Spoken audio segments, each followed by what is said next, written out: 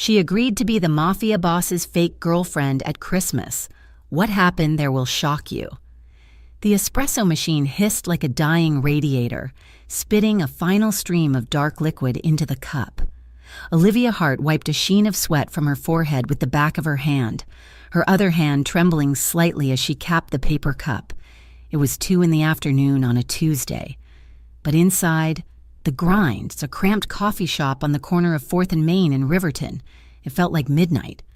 The windows were fogged over, hiding the gray slush of December streets and the biting wind that had been rattling the glass panes since morning. "Here is your latte," Olivia said, sliding the drink across the counter to a man who was already looking at his phone. He took it without a word, dropping a dollar bill into the tip jar. Olivia watched the single bill flutter down to join a pitiful collection of quarters and dimes. She forced a smile, but her stomach twisted. $1. That was 1/3 of a bus fare. That was a fraction of the rent due in 3 days. When the rush finally died down, she leaned against the back counter, pulling her phone from her apron pocket. She opened her banking app, holding her breath as the little wheel spun. The balance flashed on the screen. $342.16. She closed her eyes, exhaling a shaky breath that puffed out in the chilly air of the shop. She needed $2,000 for rent. She needed another $5,000 for the hospital bill that had arrived yesterday, stamped with urgent red letters. And she needed to buy food that wasn't instant noodles for her brother, Ethan. "Hey, Liv," her manager, Stan, called out from the back office. "You picking up the closing shift on Christmas Eve? I will take it," Olivia called back instantly. She would take anything. She would scrub the floors with a toothbrush if it paid overtime. She spent the next hour working on a freelance graphic design project on her cracked tablet between customers, trying to ignore the gnawing anxiety in her chest. She was 24 years old, but she felt ancient. Her hands were dry and chapped from washing dishes, and her eyes burned from lack of sleep. By the time she clocked out and took the bus home, the sky was pitch black. Her apartment building was a brick block on the east side of Riverton, where the streetlights flickered and the snow turned black from exhaust fumes within hours of falling. She checked the mailbox in the lobby. It was empty except for a thin, white envelope taped to the outside of her box. Her heart hammered against her ribs. It was an eviction warning. Final notice. Olivia ripped it down, stuffing it deep into her bag before unlocking the door to apartment 4B. She composed her face, plastering on a bright, fake smile before she pushed the door open. "I am home," she called out. Ethan was on the couch, wrapped in 3 blankets. He was 19, but tonight he looked younger, his face pale and his cheekbones too sharp against his skin. He was watching a rerun of an old sitcom, the volume turned low. "Hey, Liv," he said, his voice raspy. "How was the daily grind, pun intended?" she asked, dropping her bag by the door and walking over to feel his forehead. He was warm, but not feverish. Always. He grinned, though the effort didn't quite reach his eyes. "Did you get the mail?" "Nothing interesting." She lied smoothly, turning toward the kitchenette so he wouldn't see her face. "Just junk flyers. I am going to make soup." She busied herself with the kettle, her hands shaking as she filled it. Her phone buzzed in her pocket. It was the hospital billing department. She let it go to voicemail. She could not do this tonight, not in front of him. "You are stressed," Ethan said from the couch. "I can hear you thinking from here. It is loud." "I am fine," Olivia said, forcing her voice to remain steady. "Just tired. The holiday rush is starting early. Ethan was sick, but he wasn't blind. He knew they were drowning. He knew that the treatments for his autoimmune disorder were draining every cent she made, and he knew that she had dropped out of art school 2 years ago to take care of him after their parents died. "I will get a job soon," Ethan said quietly. "As soon as my levels stabilize, I can work remote. Data entry or something. You focus on getting better," she said firmly, bringing him a steaming mug of broth. "I've got this handled. Trust me." He looked at her, and for a second, she saw the fear behind his bravado. "Okay, Liv, I trust you." The next morning, the atmosphere at the Grind changed the moment the black SUV pulled up to the curb. It was a sleek, polished beast of a car, looking entirely out of place among the rusted sedans and delivery trucks of downtown Riverton. The door opened, and a man stepped out. The coffee shop went silent. It wasn't just that he was dressed in a suit that probably cost more than Olivia made in a year, charcoal gray, tailored to perfection, or the way he wore his wool coat like armor. It was the air around him. He moved with a predatory grace, a heavy, confident weight that made the air in the room feel thinner. 2 other men followed him. They were large, wearing thick jackets, their eyes scanning the street and the shop interior with practiced vigilance. Olivia was behind the counter, wiping down the steam wand. She looked up and paused. The man approached the register. He had dark hair, slicked back but not severe, and eyes the color of espresso, dark, intense, and incredibly tired. "What can I get for you?" Olivia asked. She kept her voice level, treating him exactly the same way she had treated the tired nurse and the construction worker before him. He looked at her, blinking as if surprised by her tone. Most people probably stammered or stared. "Black coffee," he said. His voice was deep, scratching something low in her spine. "Dark roast, 2 sugars. For here or to go?" she asked, tapping the screen. "Here," he said. He paid with a $50 bill and didn't wait for change. He moved to a table in the back corner, his back to the wall. His 2 shadows took a table near the door, drinking nothing, just watching. Olivia made the coffee, pouring it into a ceramic mug. She walked it over to his table. "Here you go," she said, setting it down gently. "Thank you," he said, not looking up from his phone. She walked away, but she felt his eyes flick up to her back as she retreated. She didn't know who he was, but she knew Riverton. She knew that men who dressed like that and traveled with bodyguards were usually part of the world people whispered about, the families, the syndicates, the business that happened in the shadows. 10 minutes later, the door banged open. A man stumbled in, smelling of cheap whiskey and aggression. It was a regular problem. The neighborhood was rough, but this man was fixated. He marched straight to the counter where Stan, Olivia's manager, was counting inventory. "You shorted me," the man shouted, slamming a fist on the counter. "Sir, you need to leave," Stan said, his voice trembling. "I want my money," the man roared. He reached over the counter, grabbing Stan by the collar. Olivia gasped. Dropping the towel she was holding, she started to move forward, intending to intervene, but a shadow moved faster than she did. The man in the charcoal suit was suddenly there. He didn't shout. He didn't throw a punch. He simply placed a hand on the drunk man's shoulder. "Let him go," the suit-clad man said. The voice was soft, almost gentle, but it carried a terrifying weight. It was the sound of a calm ocean just before a hurricane. The drunk man froze. He turned his head, ready to fight, but the look on the stranger's face stopped him cold. There was no anger there. Just a hollow, bored promise of violence if he did not comply. The drunk man released Stan, stumbling back. "Walk away," the stranger said. The man ran. He didn't just leave. He fled. The stranger adjusted his cuffs, his expression unchanged. He looked at Stan, then at Olivia. "Is everyone all right?" he asked. "Yes." Olivia breathed, her heart racing. "Thank you." He nodded once, then returned to his table, finished his coffee, and left as silently as he had arrived. That evening, in the back of a luxury sedan moving through the glittering, snowy streets of Riverton's wealthy district, Marco Vieri tapped on his tablet. "Damien, we have a problem with the optics for the Christmas gala," Marco said. Damien Morelli rubbed his temples, staring out the window. The headache that had started at the coffee shop was still pounding behind his eyes. "What is it now?" "The rumors about the Costa Syndicate making a move are spooking the investors," Marco said. "And with the FBI sniffing around the docks, you looking like a solitary wolf living in a fortress isn't helping. They think you are paranoid, unstable. They think you are preparing for war." "I am preparing for war," Damien muttered. "Yes, but we cannot let them know that," Marco countered. "You need to normalize your image.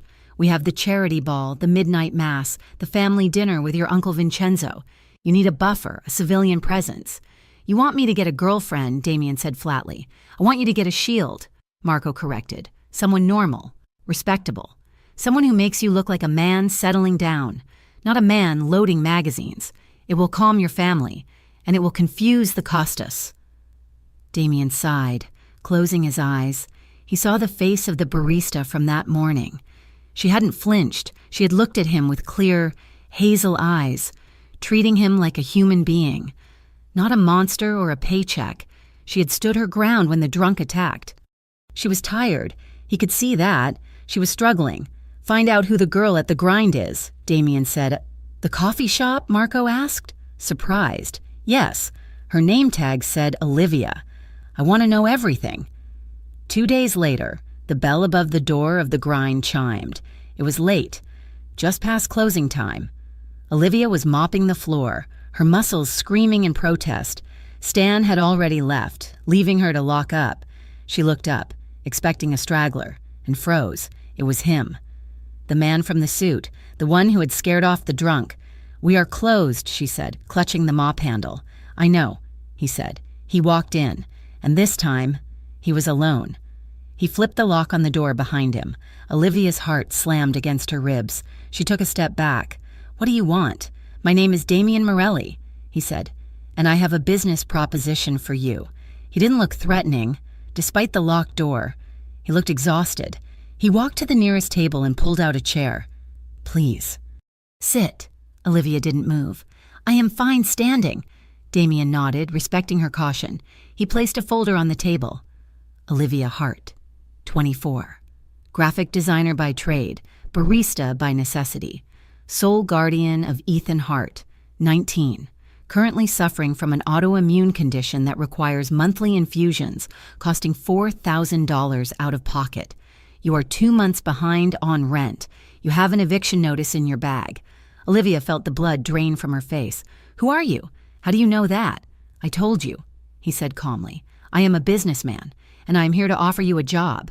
"What kind of job?" she asked, her voice tight. If you think I am that kind of girl, you can get the hell out." Damien's mouth quirked in a humorless smile. "It is not that kind of job. I need a companion." "A companion," she repeated flatly. "For Christmas," he clarified. "From December 23rd until Christmas Day, 3 days. I have family events, business gatherings, and a charity ball. I need a woman by my side who can pretend to be my girlfriend. Someone who can smile, make polite conversation, and make me look like a normal, functioning member of society. You want to hire me to be your fake girlfriend," she said, disbelief coloring her tone. "Yes. Why?" she asked. "You could hire a model. You could have anyone." "Models talk to the press," he said. "Women in my circle ask for rings. I need someone who needs the money enough to follow the rules, and someone who has nothing to do with my world." "And what is your world?" she asked, stepping closer. "You are not just a businessman. Men like you do not have bodyguards for fun." "No, we do not," Damien admitted. His gaze held hers. "My family business is complicated. It is dangerous. I will not lie to you about that, but if you agree to this, you will be under my protection. No one will touch you. No one will look at you sideways. And what do I get?" she asked. Damien tapped the folder. "I will pay off your back rent. I will pay off the hospital debt entirely. And I will cover your brother's treatments for the next year." The silence in the empty coffee shop was deafening. Olivia stared at him. He was offering her a miracle. He was offering her a lifeline that would pull her and Ethan out of the drowning dark. But at what cost? "I have conditions," she said, her voice shaking but determined. "Name them." "No sex," she said sharply. "No sleeping together. I am not selling my body." "Agreed," Damien said instantly. "This is a visual arrangement, hand-holding, smiling, perhaps a dance, nothing more." "And Ethan," she added, "he stays out of it. He never meets you. He never comes near your world." "Done," Damien said. "And I want half the money up front. Tonight." Damien reached into his coat pocket and pulled out a thick envelope. He slid it across the table. $10,000. Consider it a signing bonus. "The rest will be paid to the hospital directly on December 26th. Olivia looked at the envelope. It was thick. It was heavy. She slowly reached out and took it. It felt like salvation. It felt like a trap. She looked up at him. Why me? Because, Damien said, standing up, you stood in front of a violent man 2 days ago and you did not flinch. You are brave. Olivia. I need brave. He extended his hand. Do we have a deal? Olivia looked at his hand. It was large, the fingers long and square-tipped. She thought of Ethan shivering on the couch. She thought of the eviction notice. She thought of the cold wind outside. She reached out and took his hand. We have a deal, she whispered. His grip was warm and firm. He didn't let go immediately. He covered her small hand with his other palm, trapping her skin against his warmth. He held her gaze for a second too long, and for a terrifying moment, Olivia felt a spark, a hot electric jolt that traveled up her arm and settled in her chest. It wasn't fear, it was something else. Be ready at 6 p.m. on the 23rd, Damien said, releasing her. A car will come for you. Then he was gone, disappearing into the night, leaving Olivia standing alone in the quiet shop with $10,000 in her hand and her heart pounding a frantic rhythm against her ribs. When she got home, Ethan was awake, eating the soup she had made earlier. He looked up as she entered, noticing the flush on her cheeks. You look like you saw a ghost, he said. No, she said, hanging up her coat. Her hands were still trembling. I got a new client for the freelance work. Oh, a big one? Huge, she said. He wants me to consult. He needs a date for some high society Christmas events. He wants to make his ex jealous or something. He's paying a fortune. Ethan raised an eyebrow, a smirk tugging at his lips. A rich guy needs you to be his date? Is he hot? He is intense, Olivia said, turning away to hide her face. You are going to fall in love with him, Ethan teased. It is like a bad Hallmark movie. The mysterious billionaire and the girl from the coffee shop. I am not going to fall in love with him, Olivia said sharply. It is just a job. Ethan, it is just money. We can pay the rent, we can pay the hospital. Ethan's smile faded into relief. Really? Really, she said. We are going to be okay. She went into the bathroom and locked the door. She leaned over the sink, staring at her reflection in the dirty mirror. Her eyes looked wide and frightened. She touched the hand that Damien Morelli had held. Her skin still felt warm where he had touched her. She had just sold her Christmas to the devil to save her brother. She told herself it was just acting. She told herself she could handle it. But as she stared into her own eyes, she wondered if she had just made the biggest mistake of her life, or the best one. The car that arrived for Olivia on the evening of December 23rd was not just a vehicle. It was a rolling fortress of silence and leather. As she sat in the back seat, watching the city of Riverton blur past the tinted windows, Olivia felt a peculiar sense of dislocation. Only hours ago, she'd been scrubbing milk stains off the counter at the grind. Now, she was wearing a cream-colored cashmere sweater and dark trousers she had bought with a frantic dash to a department store, clutching a small overnight bag that contained her entire life for the next 3 days.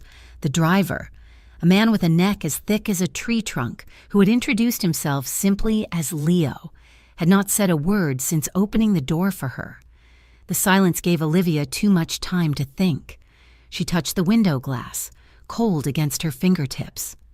The city lights began to thin out as they climbed the hills on the outskirts of Riverton, replaced by the looming shadows of pine trees and gated driveways.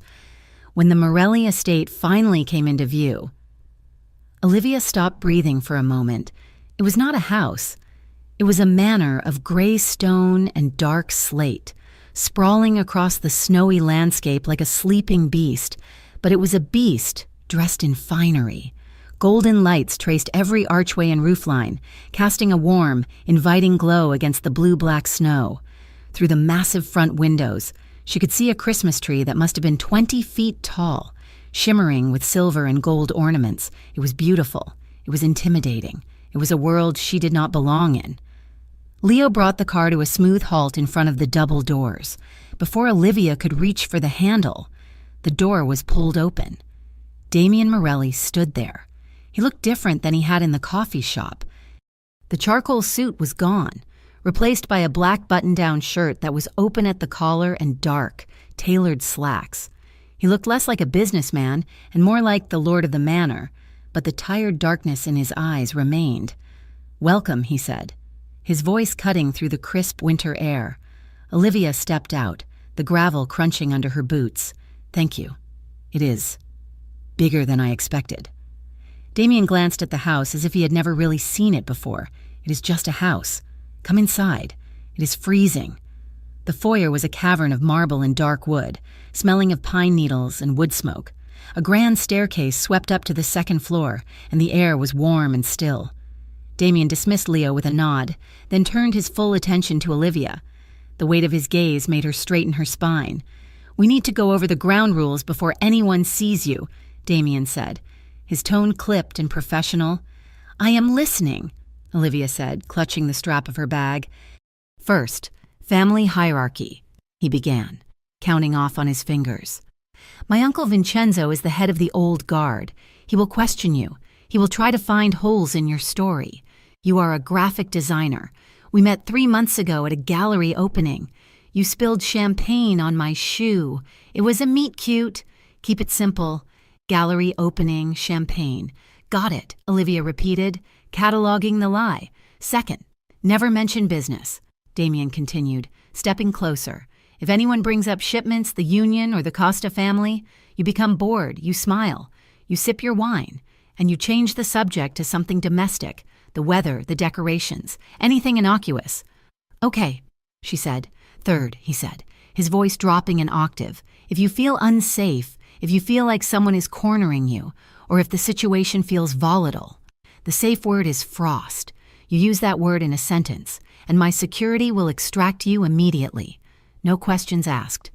"Do you understand frost?" she whispered. The reality of danger pricked at her skin. "I understand." Damien studied her face, his gaze searching for any sign of panic. He seemed to find only resolve, because his shoulders relaxed slightly. He reached out, his hand moving toward her neck. Olivia flinched, her breath hitching in her throat. Damien froze, his hand hovering inches from her collarbone. "I'm just fixing your coat," he murmured. "It is caught on your scarf."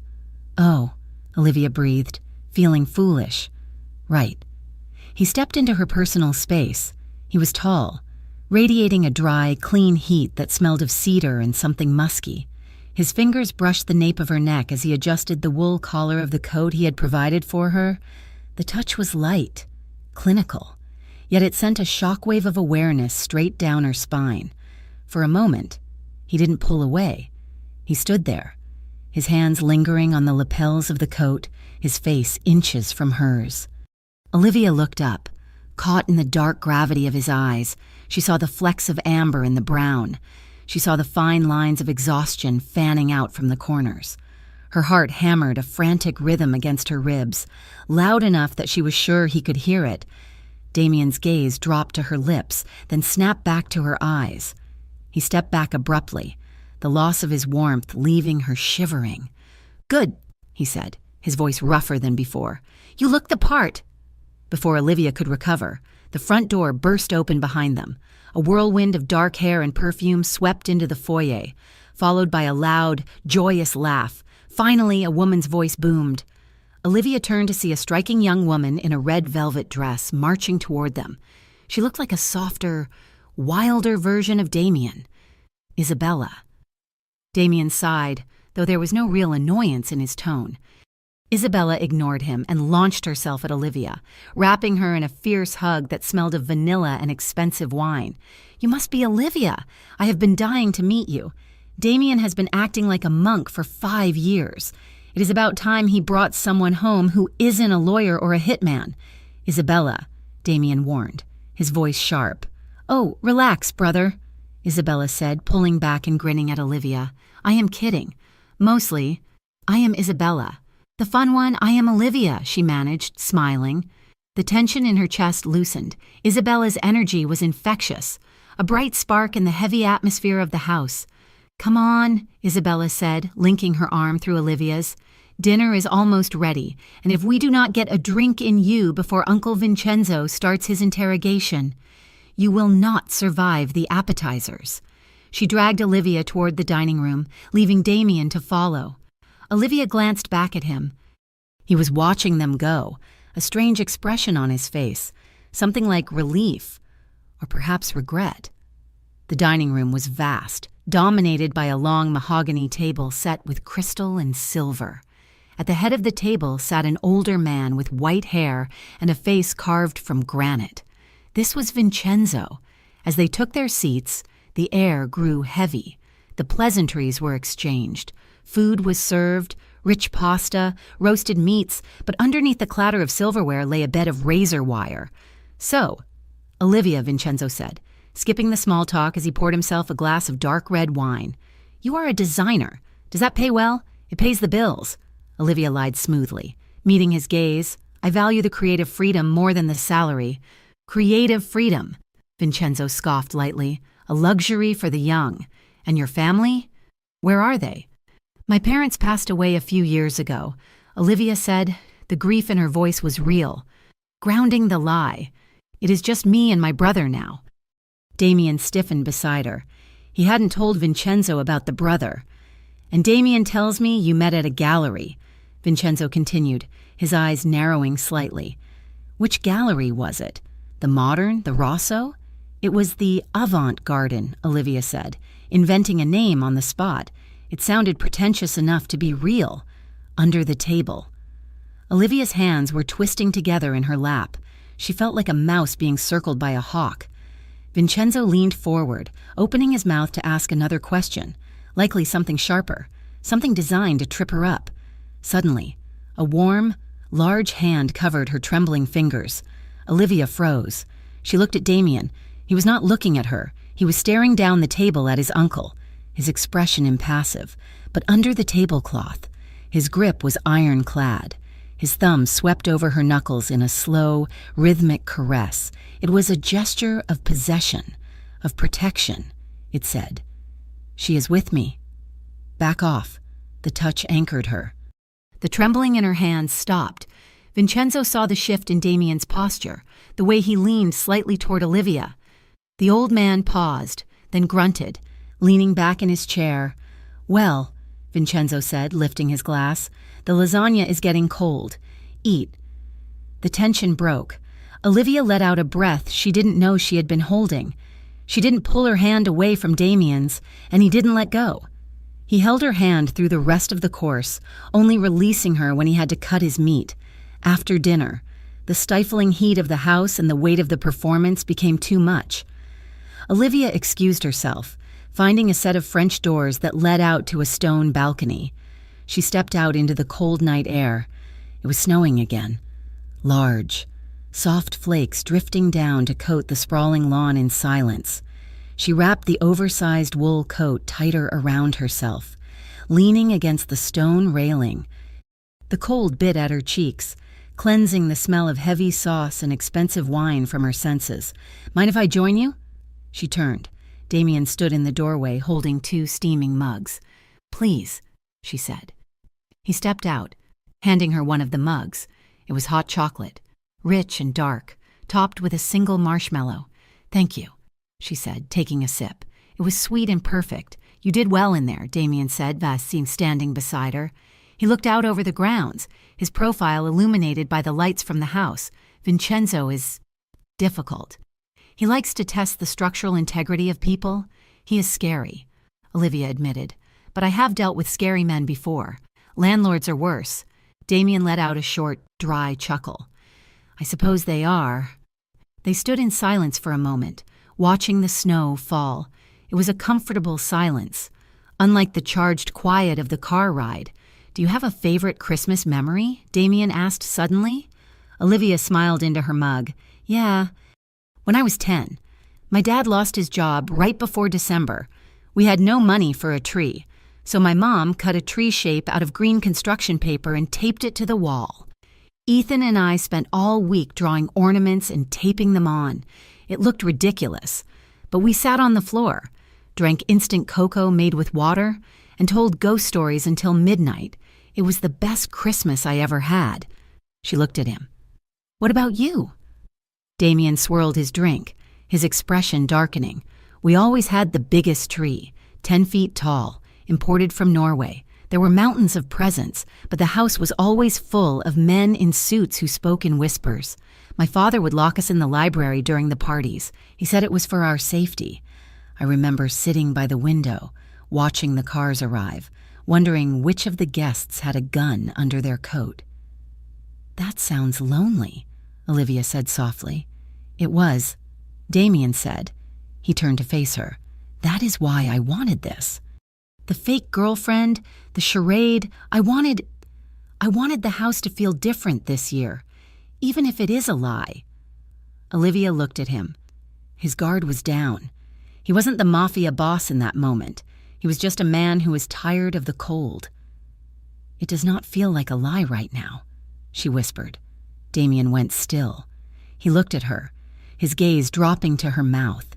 He reached out, his hand moving slowly, giving her time to pull away. She didn't. He tucked a loose strand of dark hair behind her ear, his fingers lingering on her cheek. His skin was rough, warm, and gentle. "You have a snowflake on your eyelash," he murmured. Olivia leaned into his touch, her eyes fluttering shut for a second. Her heart was racing, a frantic bird in her chest. This was not in the contract. This was not acting. The heat radiating from him was magnetic. Damien leaned in, his face inches from hers. She could smell the chocolate and the clean scent of his skin. Damien. Isabella's voice rang out from inside the house. "Marco is looking for you." The moment shattered. Damien pulled back, his mask sliding back into place instantly. He cleared his throat, turning away from her. "We should go in," he said, his voice flat. "It is getting cold." Olivia nodded, her face burning. She followed him inside, feeling the loss of his proximity like a physical ache. Was it part of the act, or had he felt it too? Later that night, the house was quiet. Olivia had been given a guest suite that was larger than her entire apartment. The bed was a cloud of Egyptian cotton, but she couldn't sleep. The silence was too heavy. She got up, pulling on an oversized t-shirt and thick wool socks, and opened her door.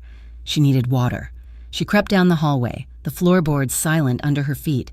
As she passed the study, she heard voices. The door was cracked open a few inches. "We have confirmation," a voice said. It was Marco. "The Costa Syndicate is moving.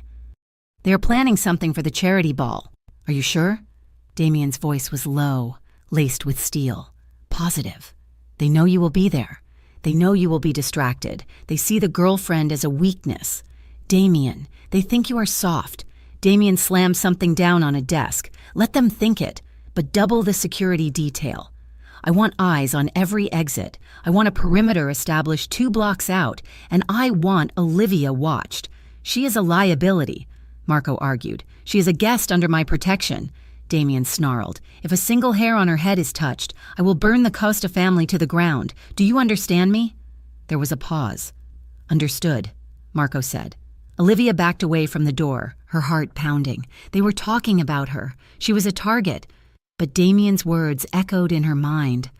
"I will burn the Costa family to the ground." She turned and hurried back toward her room. But as she rounded the corner, she collided with a solid wall of chest. She gasped.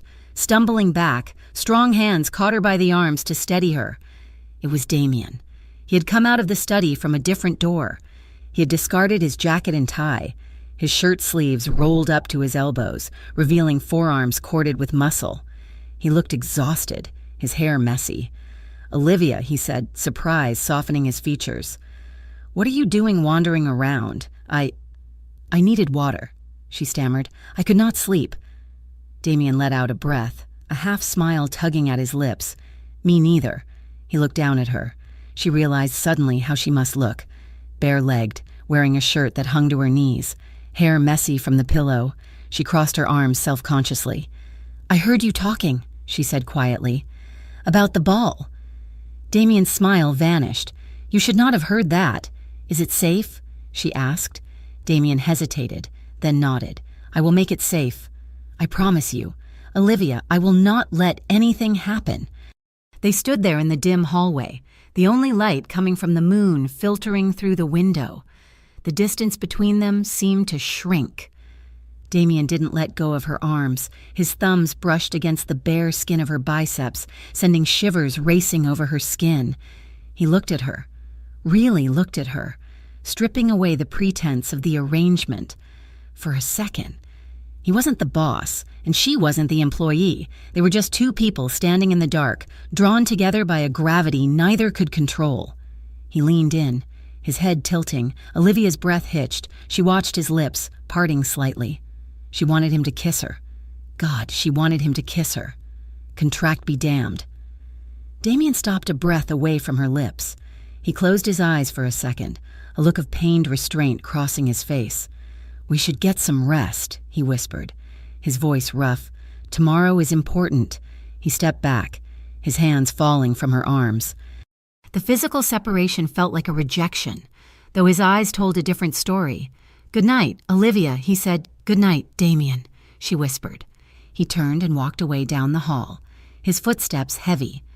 Olivia returned to her room and closed the door. She climbed back into the massive bed, pulling the duvet up to her chin. She pressed her fingers to her lips, tracing the spot where his breath had warmed her skin. She was playing a dangerous game. She knew the rules. She knew the stakes. But as she lay there in the dark, listening to the wind howl outside, she realized the most dangerous thing wasn't the Costa Syndicate or the guns or the lies. It was the fact that when he had looked at her in the hallway, she hadn't been pretending anymore, and she was terrified that he hadn't been either. The restaurant was tucked away on a side street in the oldest part of Riverton, marked only by a heavy oak door and a small brass plaque. Inside, the air smelled of aged steak, expensive cologne, and secrets. It was a place where business was conducted in hushed tones over bottles of wine that cost more than Olivia's rent for 3 months. Damien guided her into a private dining room at the back. His hand rested on the small of her back, a warm, heavy weight that felt less like a gesture of affection and more like an anchor. It was grounding. It told the room that she belonged to him, even if she felt like an imposter in her borrowed silk blouse and tailored trousers. Inside, 4 men were waiting. They stood as Damien entered. They were older, dressed in suits that looked comfortable rather than stiff, with faces that had seen too much. "Gentlemen," Damien said, his voice smooth and commanding, "I would like you to meet Olivia." Olivia forced a smile, channeling every ounce of courage she possessed. "It is a pleasure to meet you all," she said, keeping her voice steady. They sat. The lunch was an elaborate affair of courses Olivia could barely name, but she ate politely, answering questions with the vague, charming answers Damien had drilled into her. The men watched her. Their gazes were weighing, calculating. They were looking for cracks in the armor. They were looking for the reason why Damien Morelli, a man known for his icy solitude, had suddenly brought a woman into the inner sanctum. "She's different from what I expected," one of the men said. He was a thick-set man named Sal, with rings on 3 fingers. "You usually prefer women who speak less." Damien took a sip of his water, his expression unreadable. "Olivia is not here to be silent. Sal, she's here because she reminds me that there is a world outside of this room. She makes me want to be calmer." The table went quiet. It was a line from the script, but the way Damien said it, quietly, looking directly at Olivia, made it feel like the truth. Olivia felt a flush rise in her cheeks, not from embarrassment, but from the intensity of his focus. Sal studied them for a long moment, then nodded slowly. "A calm man makes better decisions. It is good to see you settling. Damien." The tension in the room broke. The conversation shifted to safe topics: real estate, the unseasonably heavy snowfall, the upcoming charity ball. But throughout the meal, Damien's hand never left the back of Olivia's chair, occasionally brushing against her shoulder or her arm. It was a constant reminder of his presence, a silent signal that she was safe, and for the first time in days. Olivia stopped waiting for the other shoe to drop. After the heavy atmosphere of the lunch, the bright lights of the boutique felt like a different universe. Isabella had practically kidnapped Olivia the moment the car returned to the mansion, insisting that the wardrobe Damien had provided was functional but lacked soul. "We are going to make jaws drop," Isabella declared, pulling dress after dress from the racks. "The charity ball is a battlefield. "Olivia, you cannot go in there wearing beige. You need armor, but make it silk." Olivia laughed, caught up in Isabella's whirlwind energy. She tried on a dozen dresses, a red one that was too flashy, a silver one that washed her out, a black one that Isabella dismissed as too funereal. Then, Isabella brought out the green one. It was a deep, rich emerald color, made of heavy silk that rippled like water. It had a sweetheart neckline and a slit that ran up the thigh. Daring but elegant. "Try it," Isabella commanded. Olivia stepped into the changing room. The fabric felt cool and luxurious against her skin. When she zipped it up and turned to the mirror, she barely recognized herself.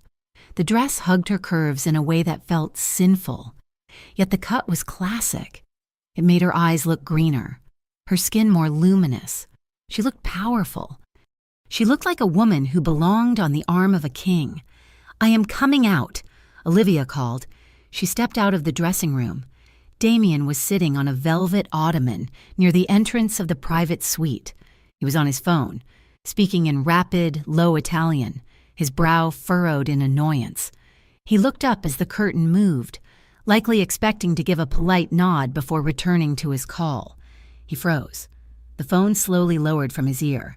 The rapid stream of Italian stopped mid-sentence. The room went silent. Isabella, who had been ready to offer a critique, smirked and crossed her arms, saying nothing. Damien stood up slowly. His eyes traveled from the hem of the dress up to Olivia's face. There was no polite indifference in his gaze now. It was raw, open admiration. He looked at her as if he had never seen her before, or perhaps as if he was finally seeing her clearly.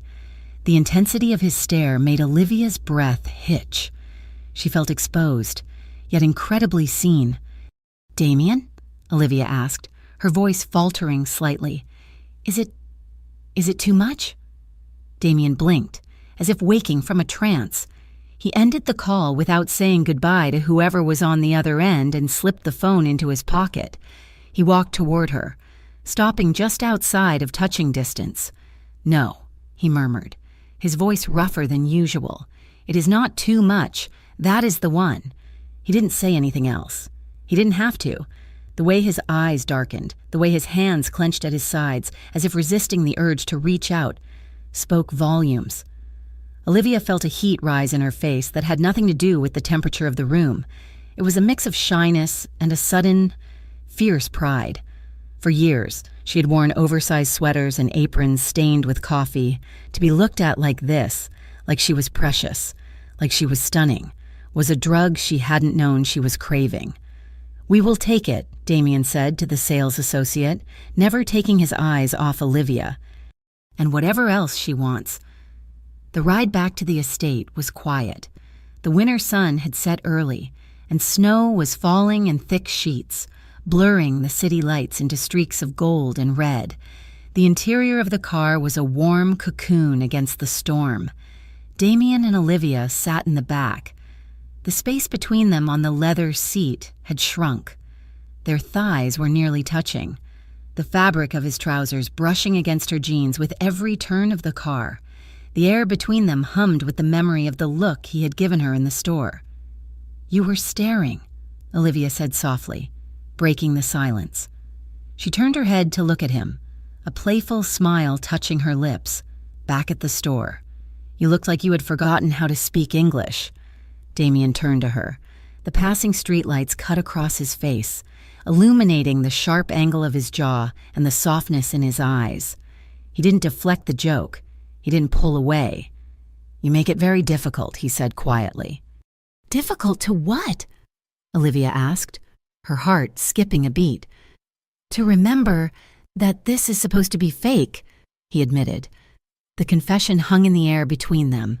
It was a dangerous thing to say. It blurred the lines of their contract, erasing the safe distance they had agreed upon. A thrill shot through Olivia, sharp and electric.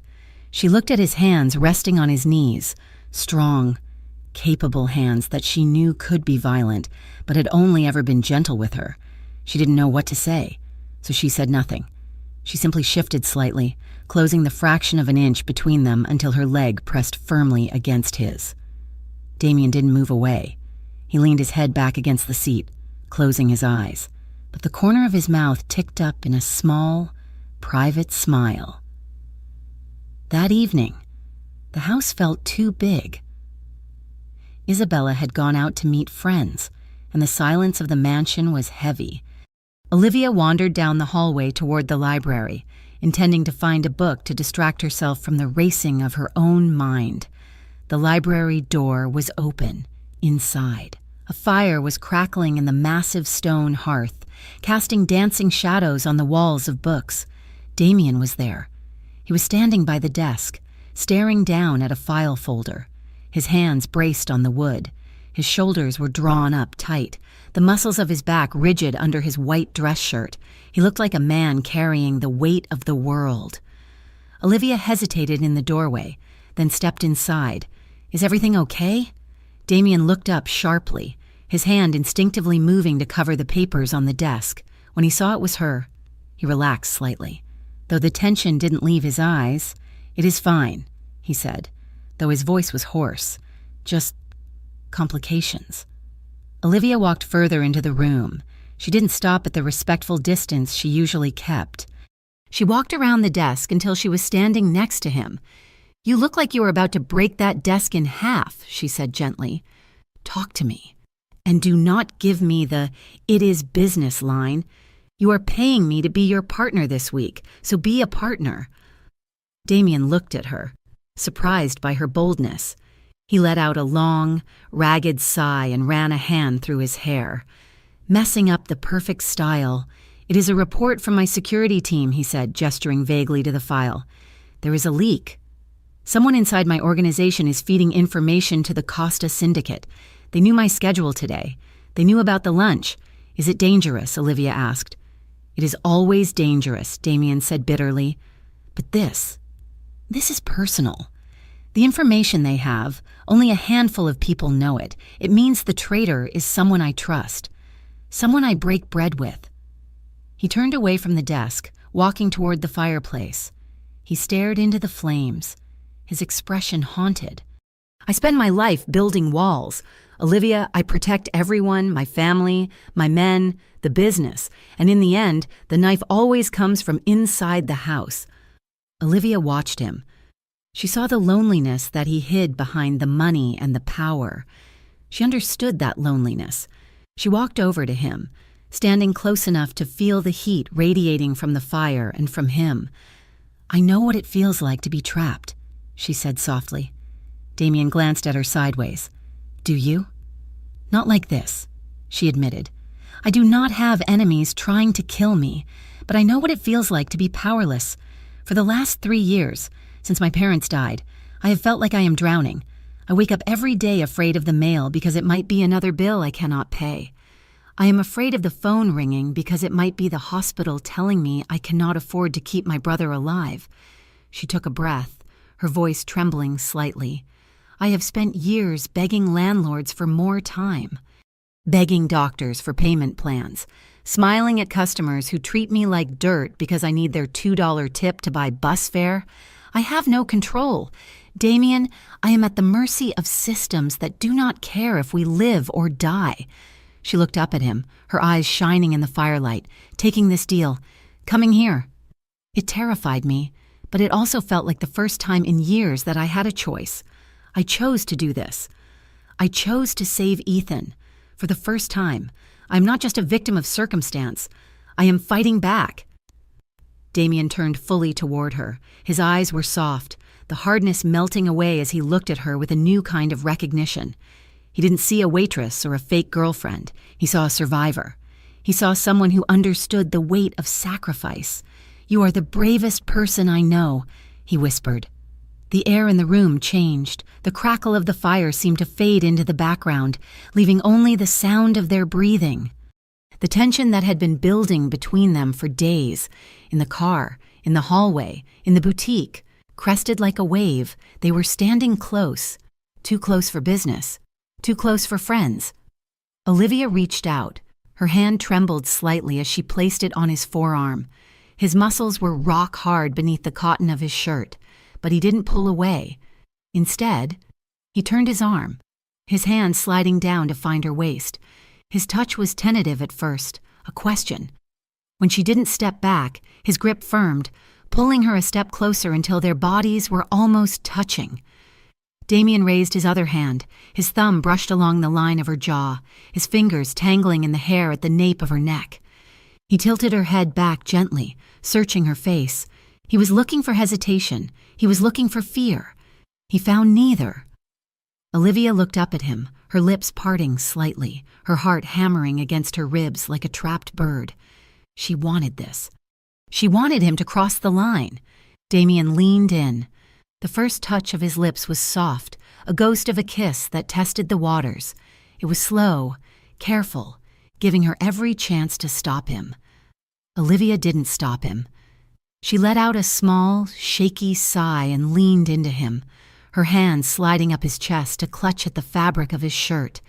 At her response, Damien groaned low in his throat.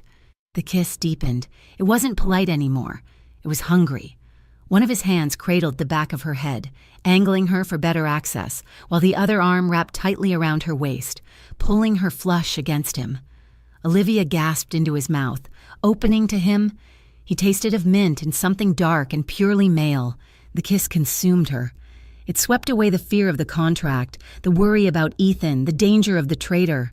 There was only the heat of his body, the rough slide of his tongue against hers, and the overwhelming feeling of being wanted.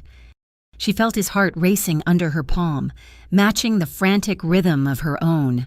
His body was hard and warm against hers, and for the first time in her life, she didn't feel small, she felt electric. Damien's lips trailed away from her mouth, moving along her jawline. He pressed a hot, wet kiss to the sensitive spot just below her ear, then moved down to the pulse fluttering wildly at the base of her throat. Olivia shivered, her head falling back, her fingers gripping his shoulders to keep her balance. "Damien," she whispered, her voice barely a sound. The sound of his name seemed to snap a cord of restraint in him. He pulled her tighter, his hips pressing into hers, and for a moment the world spun. But then, just as quickly, he froze. He went still against her. His breathing was ragged, harsh in the quiet room, slowly, painfully. He pulled back. He rested his forehead against hers, his eyes closed. His hands were still on her, gripping her waist as if he was afraid he would fall if he let go. "I cannot," he rasped. His voice was rough, stripped of its usual polish. "I cannot blur these lines, Olivia. Not if you feel obligated. Not if this is part of the job." Olivia blinked, her eyes fluttering open. She was dizzy, her lips swollen and tingling. She looked at him, at the man who had terrified a coffee shop with a glance, now trembling with the effort of not kissing her again. She reached up, cupping his face in her hands. Her thumbs traced the sharp line of his cheekbones. "It is not the job," she whispered. Damien opened his eyes. They were dark, blown wide with desire and uncertainty. "Whatever this is," Olivia said, her voice steady despite the racing of her heart, "it does not feel fake to me. I am not pretending." "Damien." Damien stared at her, searching for the lie. When he didn't find it, he let out a long breath, turning his face to kiss her palm. "God, Olivia," he murmured against her skin, "you have no idea how much I want you. But we have to be careful. If we start this, if we do this for real, the stakes change. You become more than just a leverage point. You become everything." "We can take it slow," Olivia said, though every nerve in her body was screaming for him not to stop. "We can wait. We can talk about this properly after Christmas, when the contract is done." Damien nodded slowly, pulling back enough to look her in the eye. "After Christmas." He agreed. He stepped back, putting a foot of distance between them. The loss of his warmth was a physical blow. He ran a hand through his hair, looking shaken. "Go to bed, Olivia," he said gently. "Before I change my mind." Olivia nodded. She turned and walked to the door, her legs feeling like jelly. At the threshold, she looked back. Damien was standing by the fireplace, watching her. He looked like a man who had just survived a battle, or perhaps one who was just realizing the war had only begun. "Good night, Damien," she said. "Good night," he replied. later that night. Olivia lay in her bed, staring up at the intricate plaster molding of the ceiling. The house was silent, buried under the snow, but her mind was loud. She touched her lips. They still felt tender, swollen from the pressure of his mouth. She could still feel the phantom weight of his hands on her waist, the scratch of his stubble against her neck. She closed her eyes, replaying the kiss over and over. Every second of it, the hesitation, the hunger, the way he had stopped because he respected her too much to take what wasn't freely given. She rolled over, burying her face in the pillow. She'd come here for the money. She'd come here to save her brother. She had promised herself she wouldn't get involved. She had promised Ethan she wouldn't fall for the mysterious billionaire. But as she drifted toward sleep, clutching the duvet to her chest, Olivia knew she was in trouble, because she wasn't just acting anymore, and judging by the way Damien had looked at her in the firelight, neither was he. The line between the lie and the truth had vanished, and now the only thing left was the terrifying, wonderful reality that she was falling in love with the most dangerous man in Riverton. The transformation of the Morelli estate on Christmas Eve was nothing short of miraculous. The cold, imposing silence of the stone manor had been replaced by a cacophony of life that vibrated through the floorboards. The air, usually smelling of lemon polish and wood smoke, was now thick with the scent of roasted garlic, oregano, sweet vanilla, and the sharp tang of red wine. Olivia stood in the center of the living room, a silver tray of antipasto in her hands, feeling as though she had stepped into a different world. The house was full. Relatives had descended upon the estate like a flock of well-dressed, boisterous birds. There were cousins arguing affectionately in Italian by the fireplace, children chasing each other around the massive, glittering Christmas tree, and older women in black dresses commanding the flow of food from the kitchen with the precision of generals. Here, let me take that. Cara, an older woman with hair dyed a defiant shade of mahogany, said, gently taking the heavy tray from Olivia's hands, "You are the guest of honor. You should not be working. I do not mind, really," Olivia said, smiling.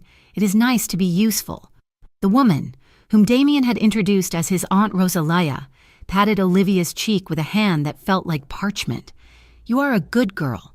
Too skinny, but good. Damien needs someone who knows how to work." Olivia felt a warm flush rise to her cheeks. For the last 3 hours, she had been passed from relative to relative, inspected, questioned, and surprisingly, welcomed. There was a warmth here she hadn't expected. She had braced herself for a den of vipers, but instead, she found a family that loved fiercely, even if that love was wrapped in layers of secrecy and danger. A warm hand settled on her waist, pulling her back against a solid chest. Olivia didn't flinch. Her body knew the weight of that hand now. She leaned back instinctively, looking up to see Damien standing behind her. He had traded his severe suits for a dark cashmere sweater and trousers, looking more relaxed than she had ever seen him. But his eyes were still scanning the room, tracking the movements of the staff and the guests with habitual vigilance. "Is Aunt Rosalia critiquing your weight?" Damien asked, his voice a low rumble near her ear. "She says I'm too skinny." Olivia laughed. "And that I need to eat more cannoli." "She says that to everyone," Damien said, a small, genuine smile tugging at the corner of his mouth. "But she likes you, I can tell." "She has not tried to set me up with her dentist's daughter once tonight." "That is high praise," Olivia teased. "It is," Damien agreed. His grip on her waist tightened slightly, his thumb rubbing a slow circle against the silk of her emerald dress. "Are you holding up okay?" "It is a lot." "I am fine," she said, and realized with a start that it was true. I like it. It is loud and chaotic, but it feels real." Damien looked down at her, his expression softening, the harsh lines of his face smoothed out in the golden light of the Christmas tree. For a moment, amidst the noise of 50 people, it felt like they were the only two in the room. "You are doing great," he murmured. They moved through the evening as a unit. It was supposed to be a performance, a carefully choreographed dance to convince the family and the business partners that Damien Morelli was settled, happy, and stable. But the lines of the script had dissolved hours ago. When Damien laughed at a joke she made, the sound was rich and unforced. When a cousin asked how they met, Damien told the lie about the gallery, but he looked at Olivia with such intense affection that the lie felt like the only truth that mattered.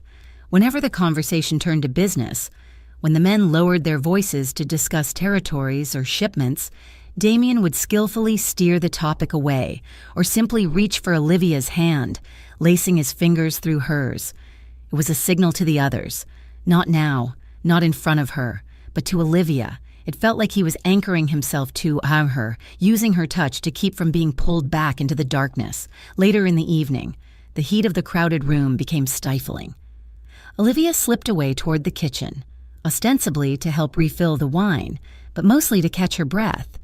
The kitchen was a cavernous space filled with steam and the smell of baking. It was momentarily empty, the catering staff busy in the dining room. Olivia leaned against the cool granite counter, closing her eyes and exhaling a long breath. Tired, she opened her eyes. Damien had followed her. He closed the swinging door behind him, shutting out the roar of the party. The sudden silence was intimate and heavy. "Just catching my breath," she said. "Your family has a lot of energy. They can be exhausting," Damien admitted, walking toward her. He stopped a foot away, leaning one hand on the counter beside her hip, boxing her in without touching her. "But you fit in. Better than I expected." "I am a chameleon," Olivia said lightly, though her heart began to race as he stepped closer. "It is part of the job description, is it?" Damien asked. He reached out, his free hand coming up to cup her jaw. His thumb brushed over her lower lip, his eyes dark and focused. "Because watching you out there, laughing with my cousins, helping my aunt, it did not look like a job." "Olivia."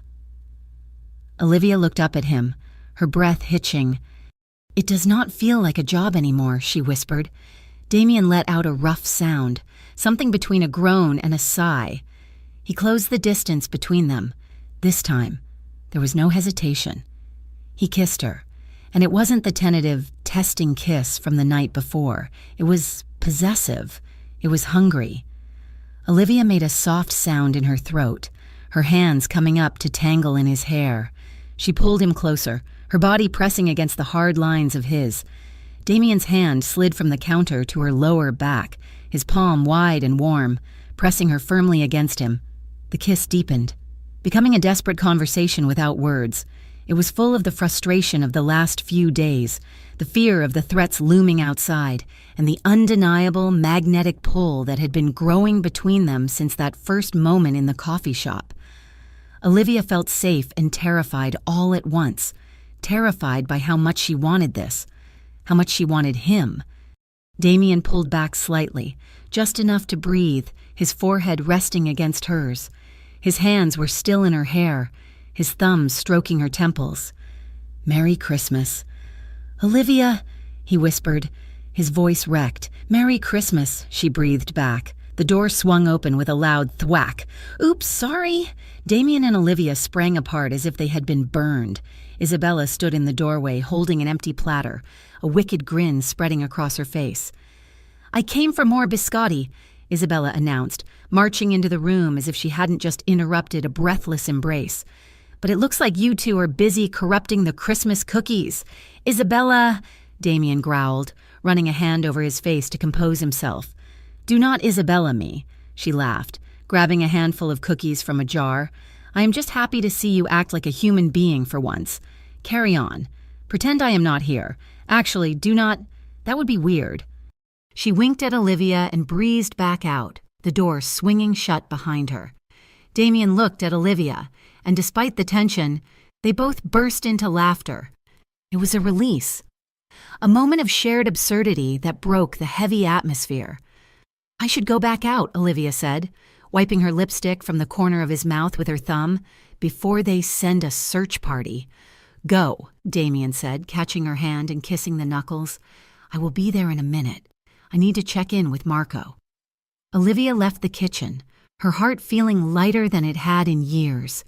She made her way through the crowded hallway, intending to rejoin the party, but the sound of raised voices from the smoking room stopped her.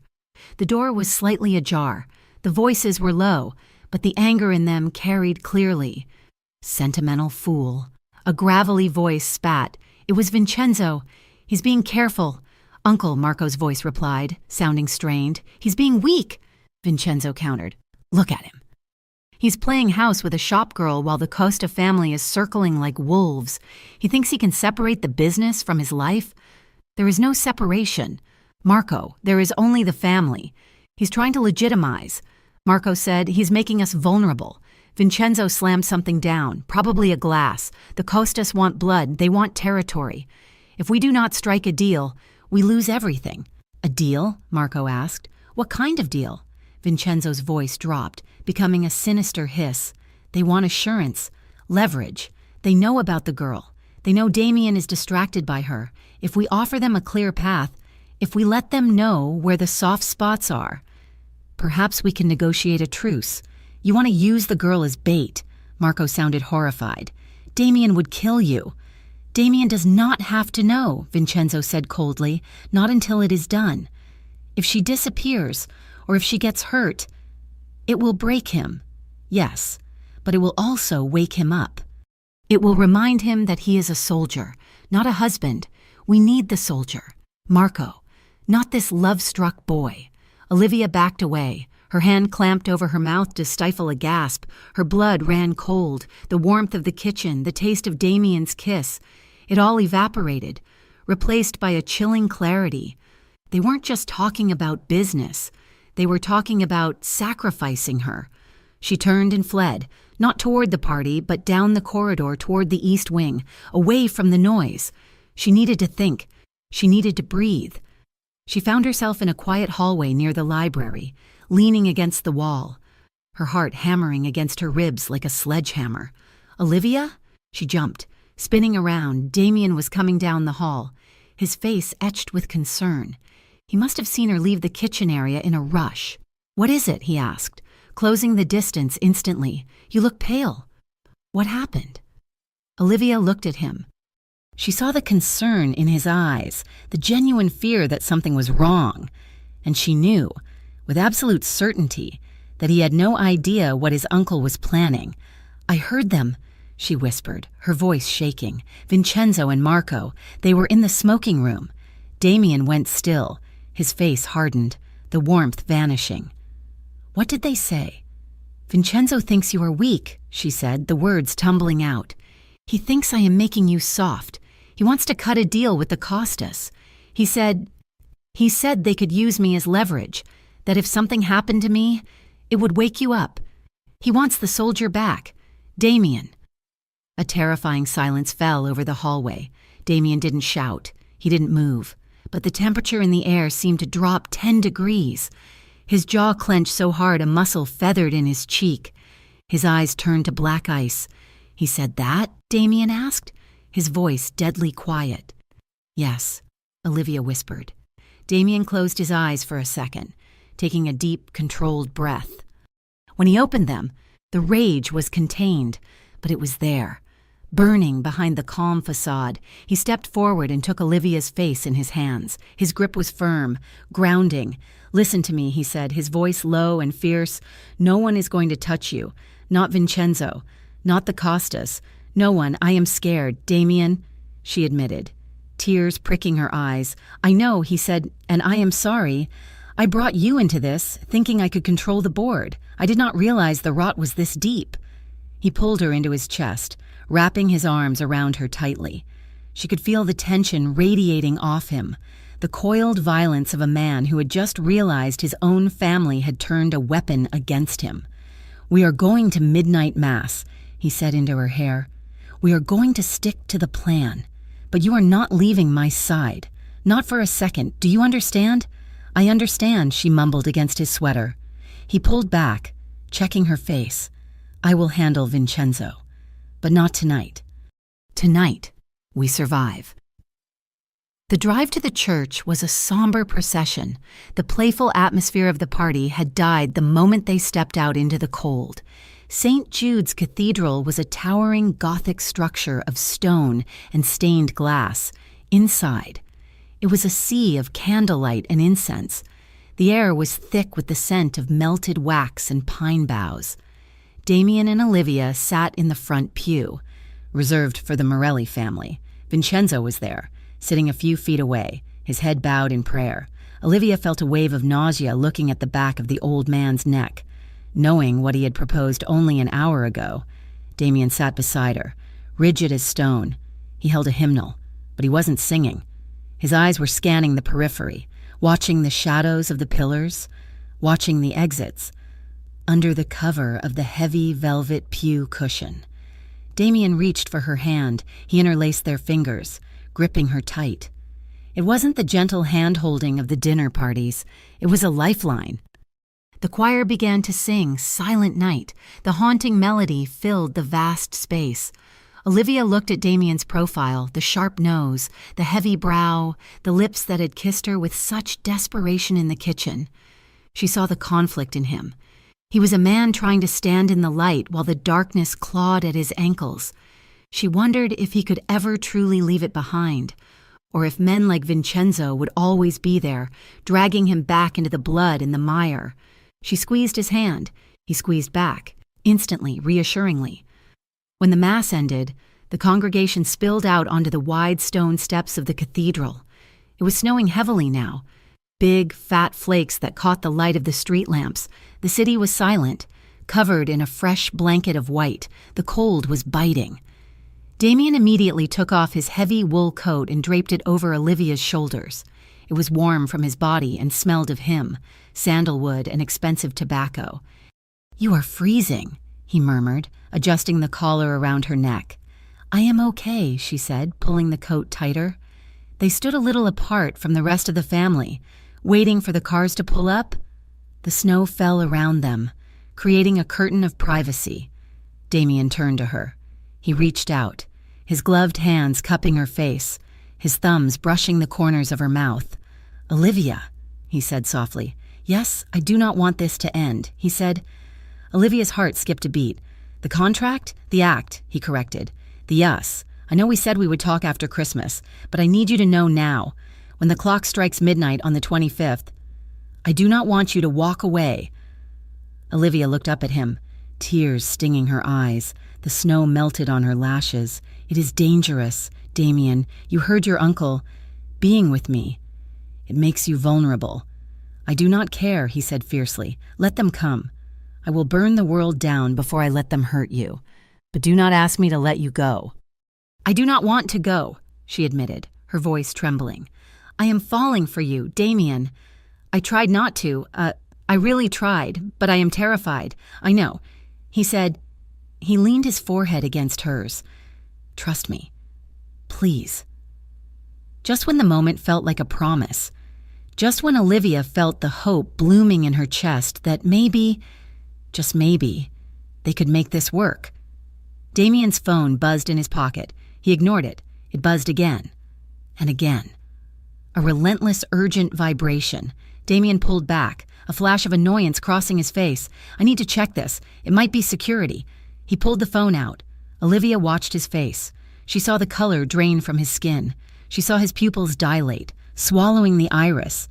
She saw the sudden, terrifying transformation from the man who loved her back into the dawn. "Damien?" she whispered. He didn't answer. He was staring at the screen. On the display was a photo. It was grainy, taken from a distance, but unmistakable. It was Olivia, walking up the steps of the church 10 minutes ago. The crosshairs of a digital scope were superimposed over her heart. Below the image was a text from an unknown number. "She looks beautiful in green. Shame it stains so easily." Damien shoved the phone back into his pocket, his movements sharp and violent. He grabbed Olivia's arm, pulling her body flush against his, shielding her with his own bulk. "Marco!" he barked. his voice cracking like a whip through the snowy night. Marco appeared instantly from the crowd of relatives. "Boss, get the car, now," Damien ordered, his voice low and lethal. "And tell the security detail to go to condition red. We are being watched." "What is it?" Olivia asked, panic rising in her throat. Damien looked down at her. His eyes were wild, but his voice was eerily calm. "Just a complication. Get in the car, Olivia, keep your head down." The ride back to the mansion was done at breakneck speed, the convoy of SUVs tearing through the snowy streets. Damien didn't speak. He had one hand on his phone, typing furiously, and the other arm wrapped around Olivia, holding her head down against his chest. Back at the estate, the festive atmosphere had curdled. The guests were ushered out or sent to their rooms. The lights on the tree still twinkled, but they looked mocking now. Damien brought Olivia straight to his study. He locked the door. "You sleep in here tonight," he said. "The couch pulls out. It is the safest room in the house. Bulletproof glass, reinforced walls. Damien, tell me what is happening," Olivia pleaded, grabbing his arm. He looked at her, and for a second, she saw the sheer terror behind his eyes. He wasn't afraid for himself. He was afraid for her. "They sent a photo," he said tersely, "of you, at the church. They were watching us." Olivia's hand flew to her mouth. "The Costas? Or the traitor?" Damien said grimly. "Or both?" He walked over to his desk and opened a drawer. He pulled out a heavy, matte black handgun. He checked the chamber with a metallic clack that echoed in the silent room, then set it on the desk. "Get some sleep. Olivia," he said, "I have work to do." He sat down in the leather chair, his eyes fixed on the phone screen, the gun within easy reach. Olivia curled up on the couch under a blanket, but sleep was a distant memory.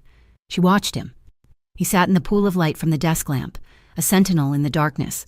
Eventually, exhaustion pulled her under, but her sleep was fitful. She dreamed of snow that turned red, of camera flashes that sounded like gunshots, and of Damien standing alone in the dark, screaming her name across the room. Damien didn't sleep. He watched her breathe. He stared at the threatening text message, his finger hovering over the screen. He was running scenarios, calculating angles, planning violence. He had promised to protect her, and as he watched the rise and fall of her chest, he knew he would keep that promise, even if he had to tear his own family apart to do it. The act was over. The war had begun.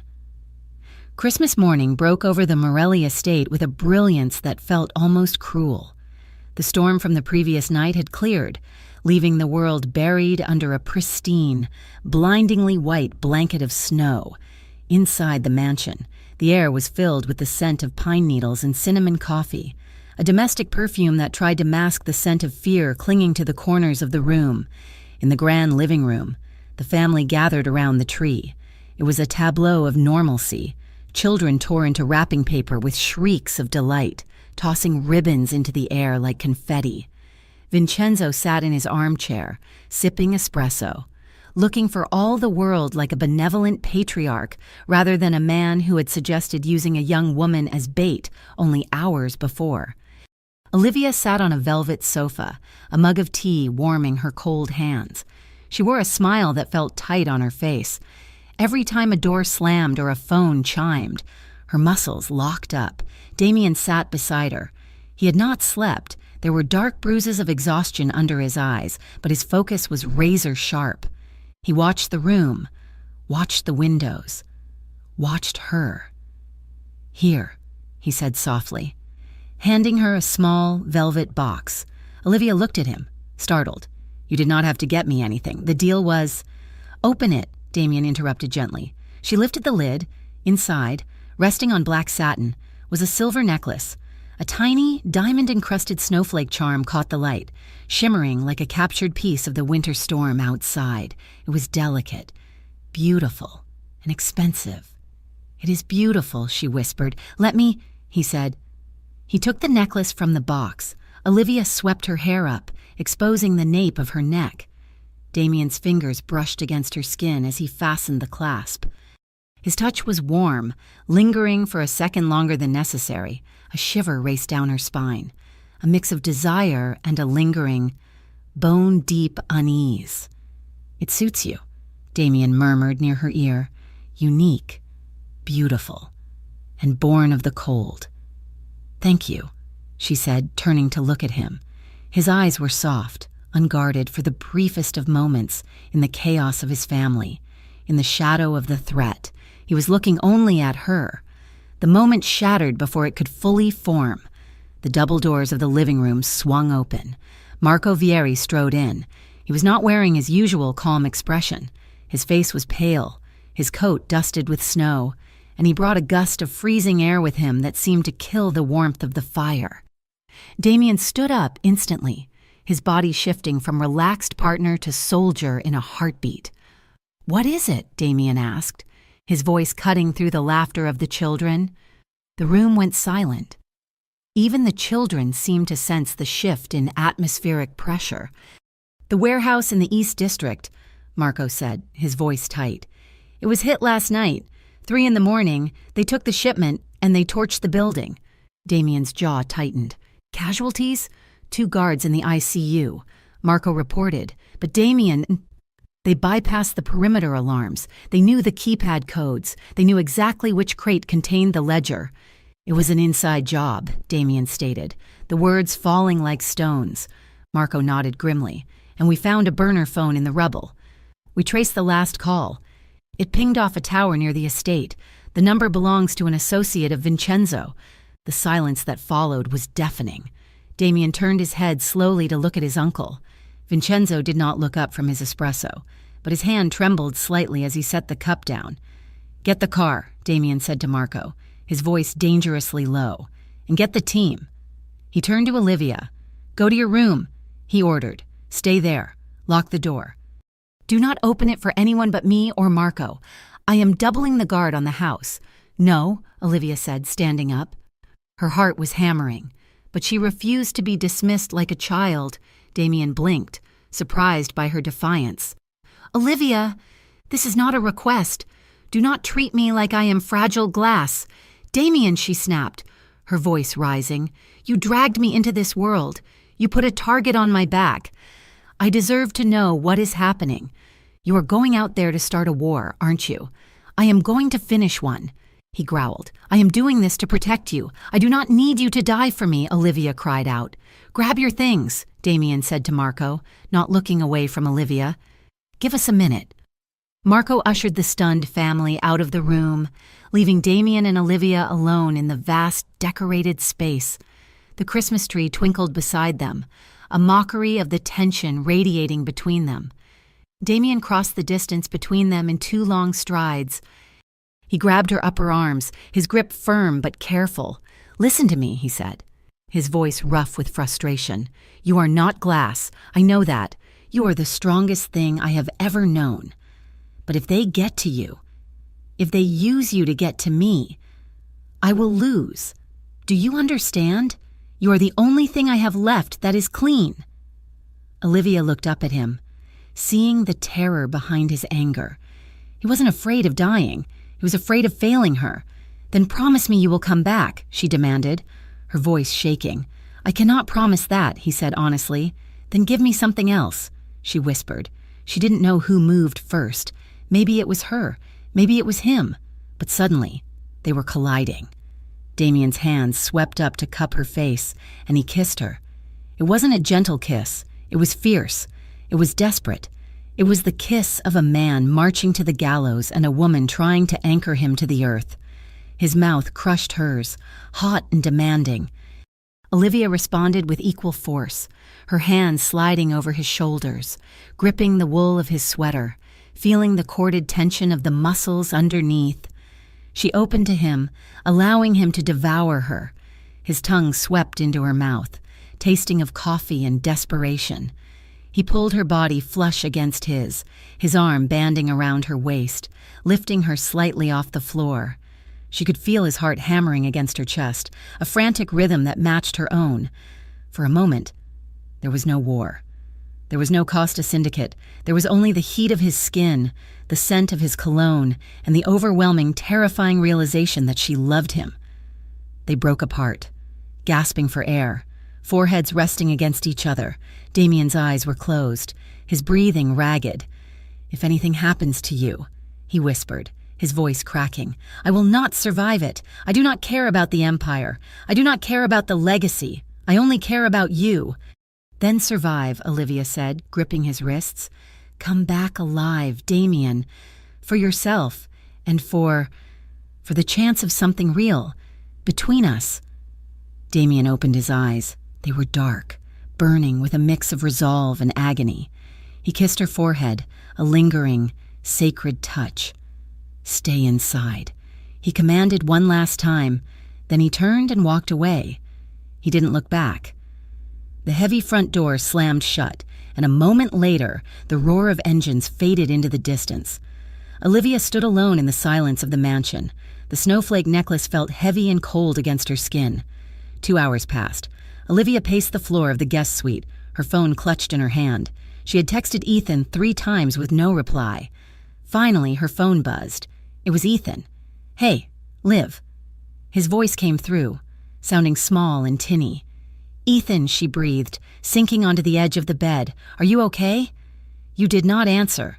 I do not know," he said. His voice was shaking. "Liv, there is a car outside, a black sedan.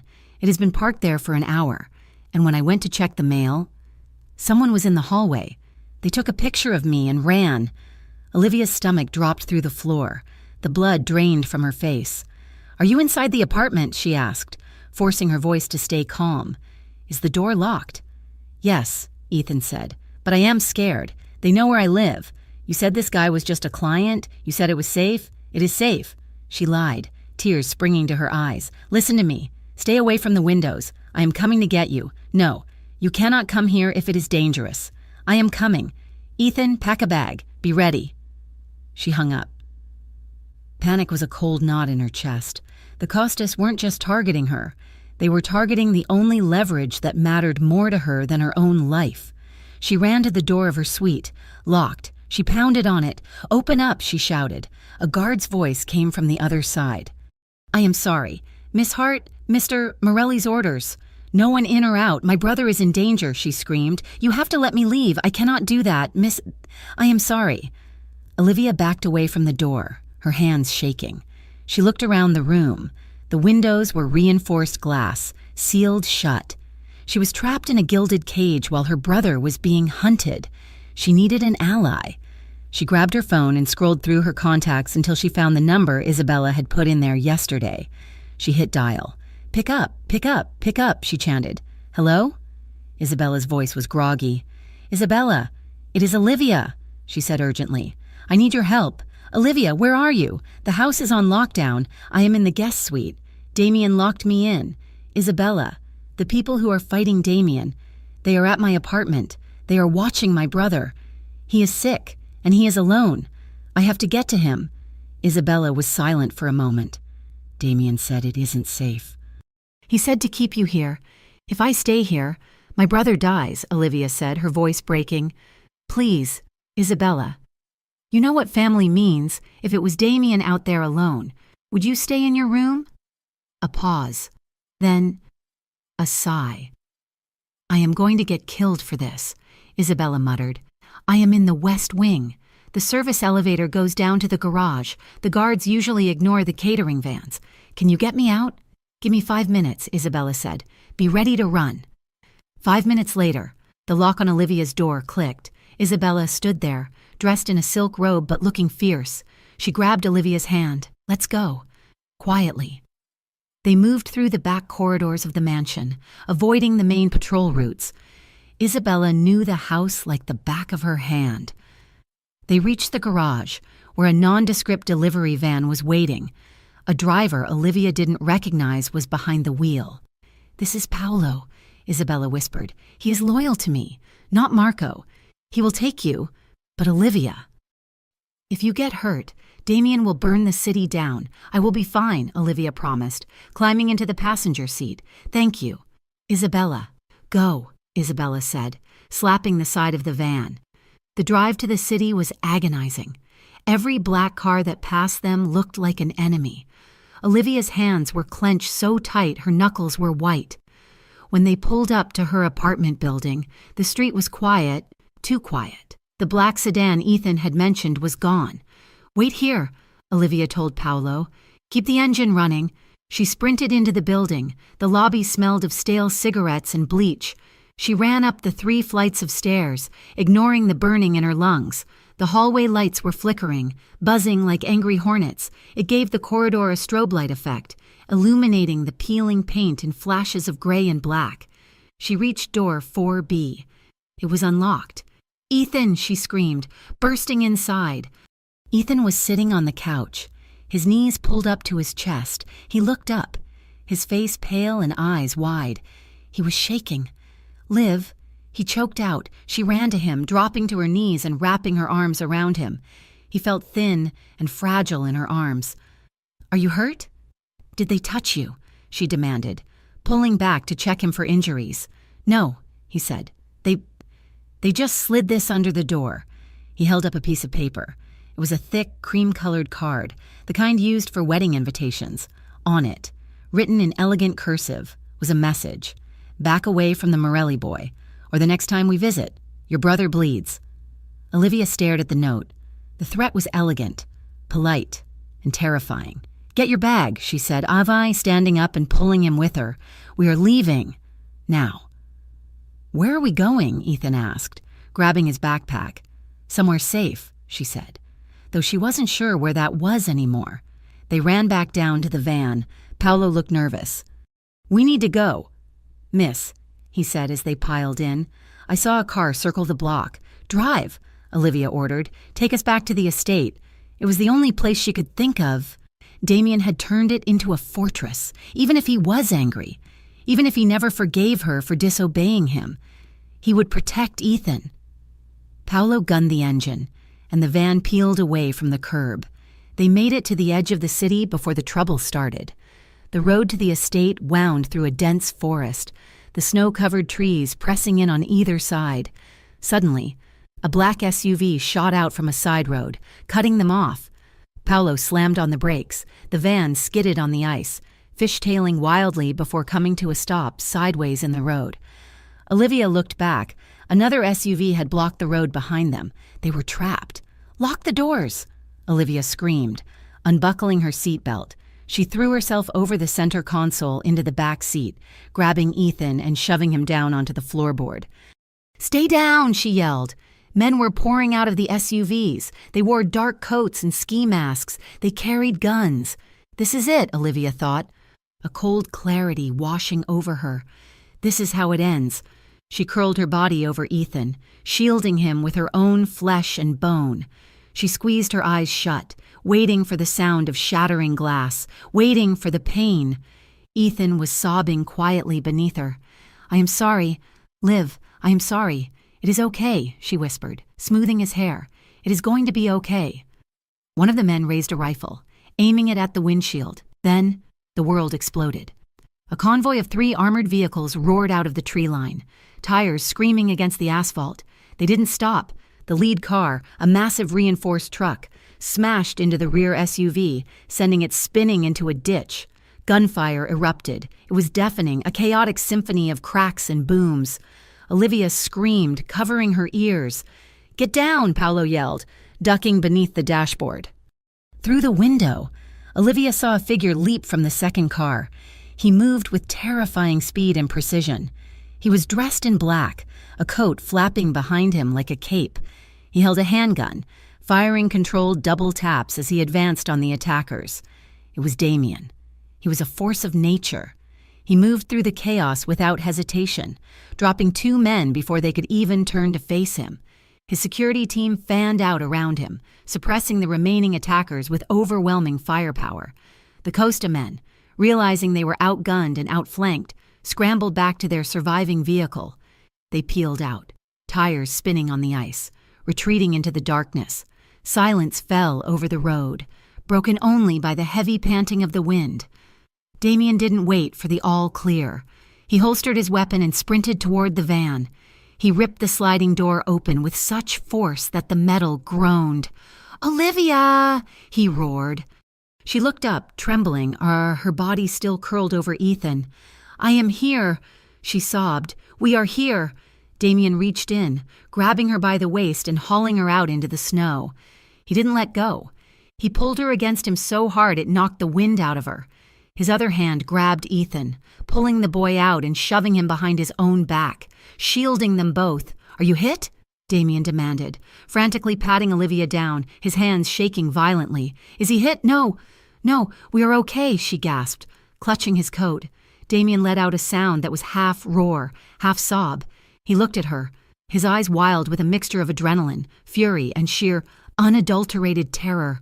"I told you to stay," he shouted, his voice cracking. "I told you to stay inside. You could have been killed. I had to," Olivia shouted back, the tears finally spilling over. "They went for him. They were going to hurt him." Damien looked at Ethan, who was pale and shaking in the snow, staring at the man who had just saved their lives. Damien's face softened, the rage breaking into something painful and raw. He wrapped his arm around Olivia's shoulders, pulling her so close it was hard to breathe. He grabbed Ethan by the shoulder, pulling him into the circle.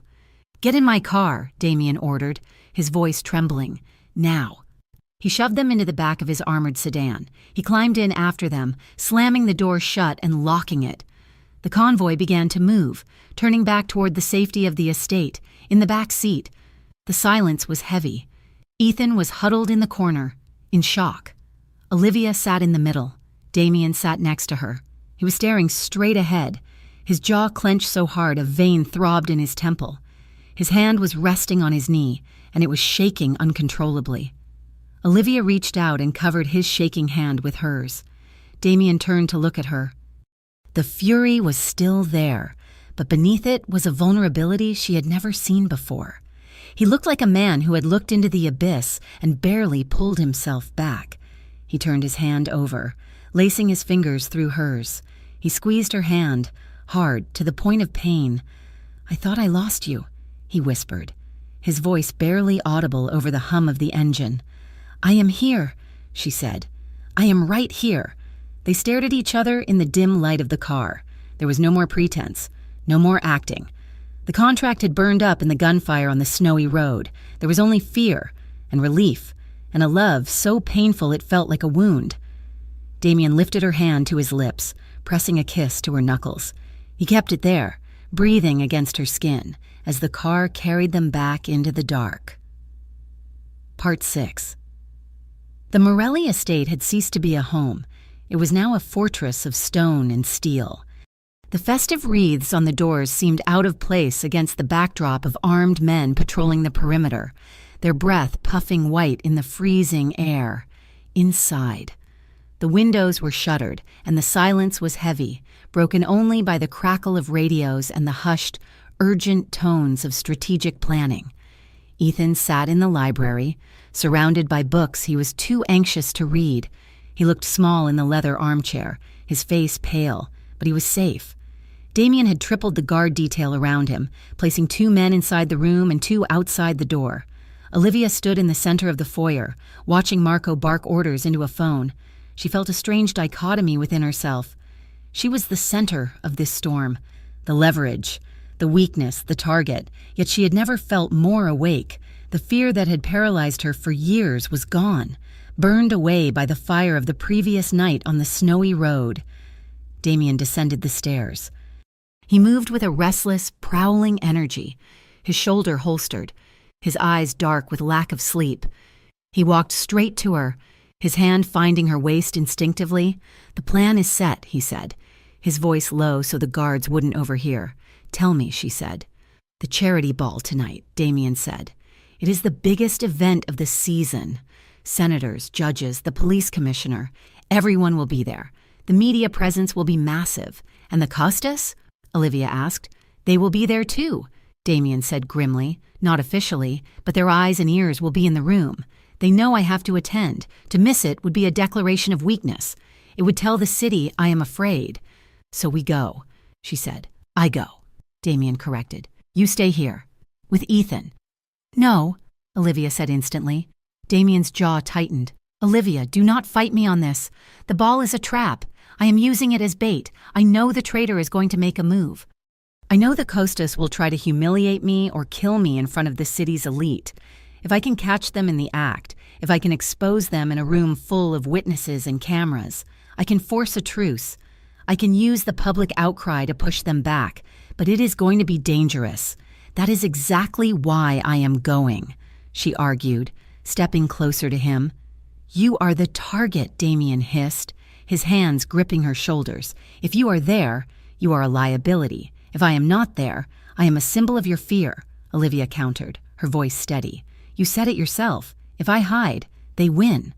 They will say you left your woman at home because you could not protect her. They will say you are weak. She reached up, covering his hands with hers. Besides, if the traitor is close to you, he will be at the ball. He will be watching you. If I am by your side, he will be watching me too. We draw him out together. Damien stared at her. He looked for the fear he expected to see, but he found only a fierce, burning resolve. She was not the desperate barista he had met in the coffee shop anymore. She was a partner. She was a queen willing to step onto the board to protect her king. I cannot guarantee your safety, Damien whispered. The admission costing him. I know, she said. I trust you. Damien closed his eyes, leaning his forehead against hers for a long, silent moment. Wear the necklace, he said roughly. The snowflake. Wear it like armor. The Grand Hotel ballroom was a cavern of crystal and gold. Chandeliers the size of small cars hung from the ceiling, casting a fractured, glittering light over the crowd. The air smelled of expensive perfume, champagne, and ambition. When Damien and Olivia stepped out of the limousine, the flashbulbs erupted like a lightning storm.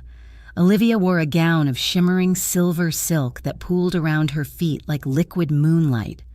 Around her neck, the diamond snowflake glittered, a cold, bright star against her skin.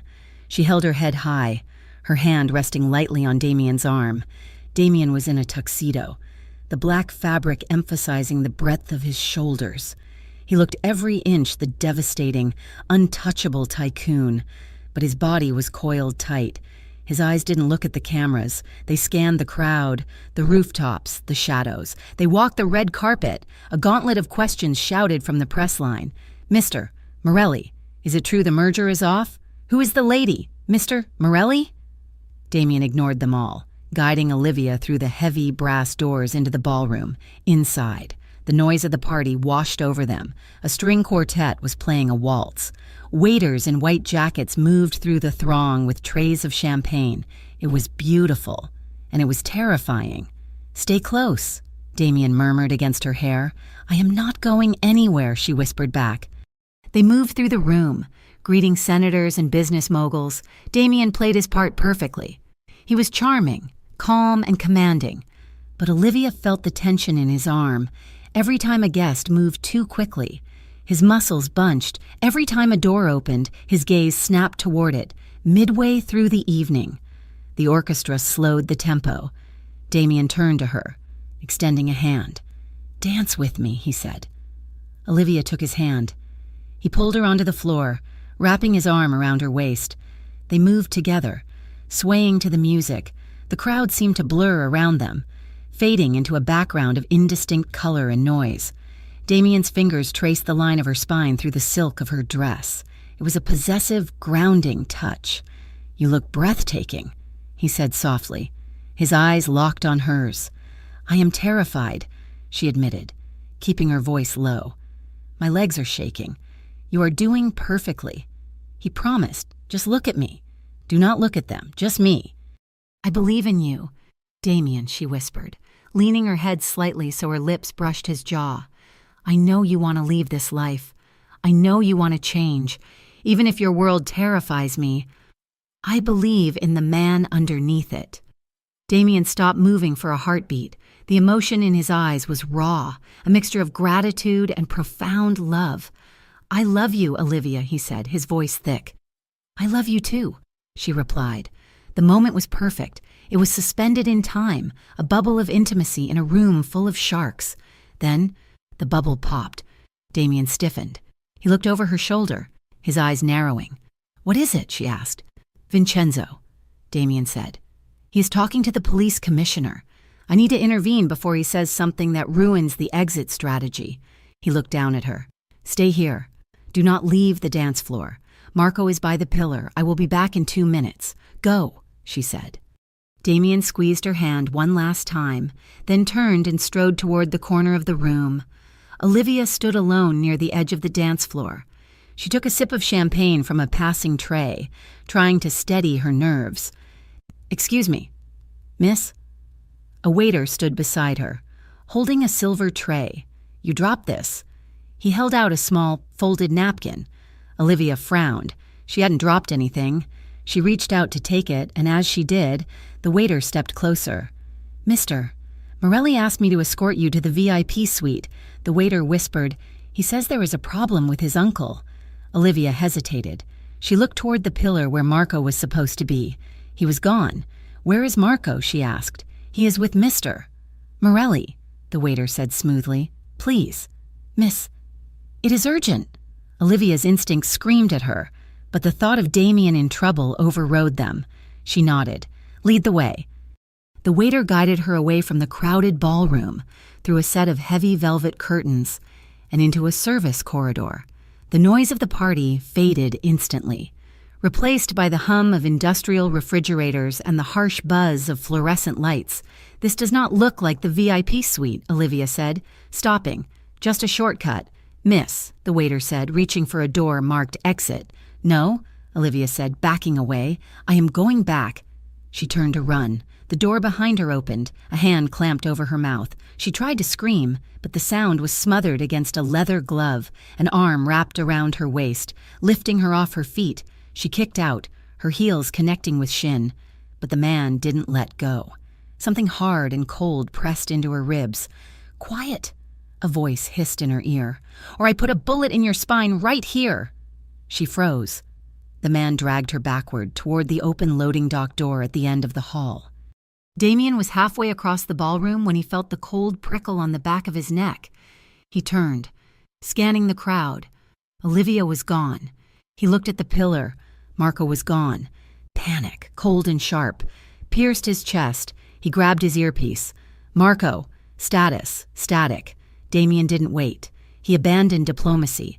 He shoved past a senator, ignoring the outraged gasp, and sprinted toward the spot where he had last seen her. Isabella appeared from the crowd, her face pale. Damien, she cried, grabbing his arm. I saw her. A waiter took her through the service doors. Damien didn't speak. He drew the gun from his shoulder holster, not caring who saw. Screams erupted in the ballroom as the guests saw the weapon. Damien didn't hear them. He kicked the service doors open, the wood splintering. He sprinted down the hallway, Isabella following close behind. He rounded the corner and skidded to a halt.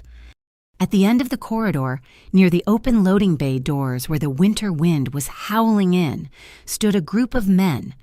In the center was Marco Vieri. Marco held Olivia in front of him like a shield. His arm was around her neck, choking her. A gun was pressed to her temple. 3 other men, Costa soldiers, stood behind him, their weapons raised. Marco.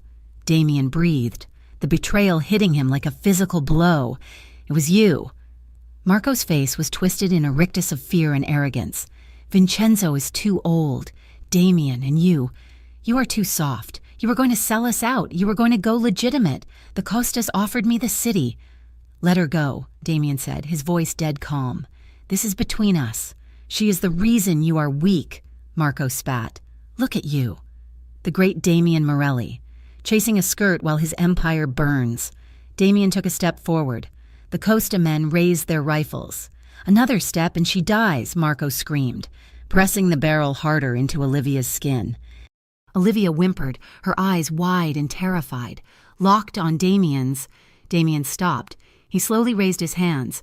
All right, he said. You win. Marco, you want the city? Take it. You want the empire? It is yours. Just let her go. Marco laughed, a jagged, nervous sound. You think I am stupid. If I let her go, you kill me. Take me instead, Damien said. The silence in the hallway was absolute. Even the Costa men seemed surprised. Damien holstered his gun. He held his hands out, empty. Trade, Marco. Me for her. You give the Costas the head of Damien Morelli, and you are a king. You kill the girl, and you are just a butcher." Marco hesitated. The greed in his eyes warred with the paranoia. "Walk toward me," Marco commanded, slowly. Damien took a step, then another. Olivia watched him. He was walking to his death. He was giving everything up for her. No, she thought. Not like this. She felt Marco's grip loosen slightly as he focused on Damien. Now. Olivia stomped her heel down onto Marco's instep with every ounce of strength she possessed. Marco howled in pain. At the same instant, Olivia threw her elbow back, slamming it into his ribs. It wasn't a knockout blow, but it was enough. Marco stumbled back, the gun slipping from her temple. Olivia threw herself to the floor. "Get down," she screamed. Damien didn't hesitate. The moment Olivia moved, he lunged. He drew his weapon in a blur of motion. Marco fired wildly. A gunshot rang out, loud, deafening in the concrete tunnel. Damien jerked back, his shoulder exploding in a spray of red, but he didn't fall. He fired 2 shots. Marco dropped, a hole in the center of his chest. The Costa men opened fire. Damien dove, covering Olivia's body with his own as bullets chipped the concrete around them. Suddenly, the doors behind them burst open. Damien's security team, led by a furious Isabella wielding a shotgun, poured into the hallway. The firefight lasted seconds. The Costa men, outgunned and leaderless, fell or threw down their weapons. Silence returned, heavy and smelling of cordite and blood. "Damien?" Olivia gasped, pushing at his chest. Damien rolled off her, groaning. His face was gray. Blood was soaking through the white shirt of his tuxedo, spreading like a dark flower. "Damien," Olivia screamed. She scrambled over him, pressing her hands frantically against the wound in his shoulder. The blood was hot and sticky. "Look at me," she sobbed. "Stay with me." Damien blinked, his eyes unfocused. "Olivia," he rasped. "Are you hurt?" "I'm fine." "You idiot, I am fine," Olivia cried, tears streaming down her face, mixing with the blood on her hands. "Why did you do that? You could have died. You are safe," he whispered, a faint smile touching his lips. "That is the only thing that matters." Police sirens wailed in the distance, getting closer, the sound of the outside world rushing in. "You are the only real thing," Damien murmured, his hand lifting weakly to touch her cheek. "The only real thing that ever happened to me. I love you," Olivia sobbed, pressing her forehead to his. "I love you. Damien, no act, no contract. Just stay. Please stay." Damien's eyes fluttered shut, his hand falling from her face. "Help!" Olivia screamed at the guards. "Get a medic!" The weeks that followed were a blur of hospitals, lawyers, and police statements.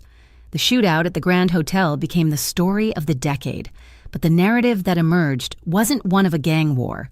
It was one of a heroic businessman defending guests from a violent attack. Damien's high-priced legal team, combined with the testimony of several senators who owed Damien favors, spun the story perfectly. The traitor. Marco was dead. The Costa Syndicate, exposed and humiliated, retreated into the shadows, their leadership decimated by the police raids that followed the ball. Damien survived. The bullet had missed the artery but shattered his collarbone.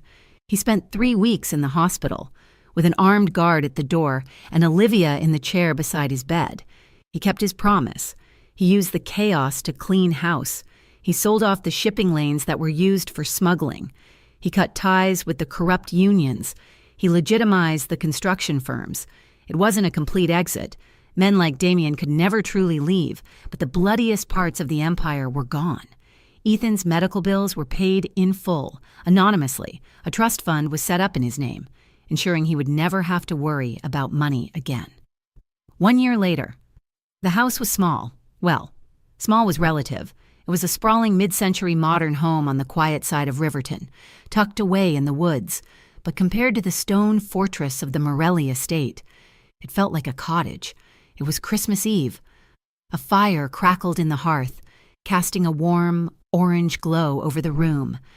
There was a tree, modest in size but decorated with care, mostly with handmade paper ornaments that looked suspiciously like the ones Olivia had described from her childhood. Ethan sat on the rug, laughing as he tried to teach Damien how to play a video game. Damien. wearing a simple sweater and jeans, looked frustrated but amused.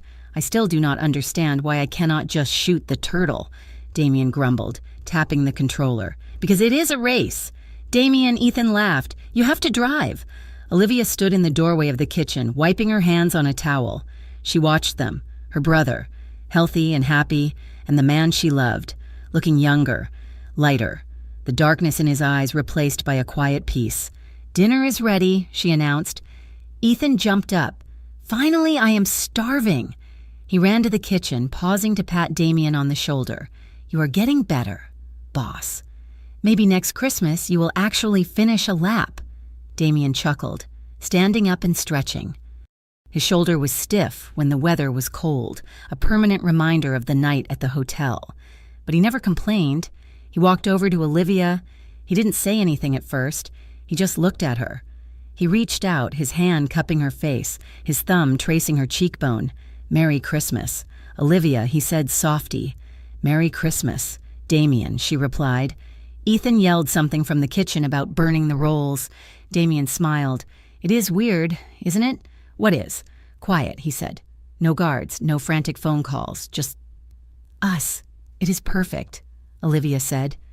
Ethan called out again. Hey, are you guys coming or are you going to stare at each other all night? It is weird that my sister is dating a mostly reformed criminal. Okay, can we eat? Damien laughed, a rich, genuine sound that vibrated in his chest. He pulled Olivia into his arms, mostly reformed. He murmured against her lips, I will take it. He kissed her. It wasn't a desperate kiss like the one in the kitchen, or a fearful one like the one in the snow. It was slow. It was deep. It was a kiss built on a year of healing, of learning each other, of waking up every morning and choosing this life. His hands cradled her face, holding her like she was the most precious thing in the world. Her hands rested on his shoulders, feeling the scar through his sweater as they held each other close, bodies pressed together in the soft glow of the tree lights. Olivia thought back to the coffee shop, the contract, the fake dates, the fear. It had all been a lie that turned into the truth. She pulled back slightly, looking into his eyes. I love you, she whispered. I love you, Damien said. And this time, there was no contract to sign, just a promise, kept in the warmth of the firelight. Thank you so much for reading this story. I hope you enjoyed the journey of Olivia and Damien as much as I enjoyed writing it. From the tense moments in the coffee shop to the snowy showdown at the charity ball, it has been a wild ride. I would love to hear from you. Where are you reading from today? Let me know in the comments below.